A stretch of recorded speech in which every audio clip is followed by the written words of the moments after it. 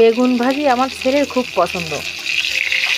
তো বেগুন ভাজিতে শুধু লবণ হলুদ দিয়ে ভাজি করলে হবে না, হালকা একটু চিনি মিশিয়ে দিয়ে ভাজি করতে হবে। মানে এভাবে ভাজি করলে তো মিষ্টি মিষ্টি লাগে, মিষ্টি মিষ্টি লাগে। আমার মা আগে একদিন ভাজি করে দিয়েছিল, যার কারণে হালকা চিনি, ওষুধ চিনি মিশিয়ে ভাজি করার সময় একটু বারবার উল্টে দিতে হবে, না হলে মানে পুড়ে যায়। এদিকে আপনারা একটু খেয়াল করবেন, লবণ হলুদ চিনি আর মরিচটা আমি আলাদা দিয়েছি। তো আপনারা যারা চিনি মিশিয়ে বেগুন ভাজি ভাজি করে খাননি, তারা অবশ্যই চিনি মিশিয়ে বেগুনটা ভাজি করে খেয়ে দেখবেন, আসলেই টেস্টি লাগে।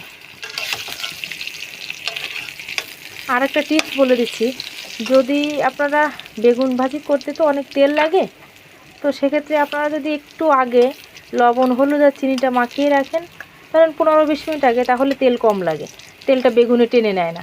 পরীক্ষামূলক একটু করে দেখবেন।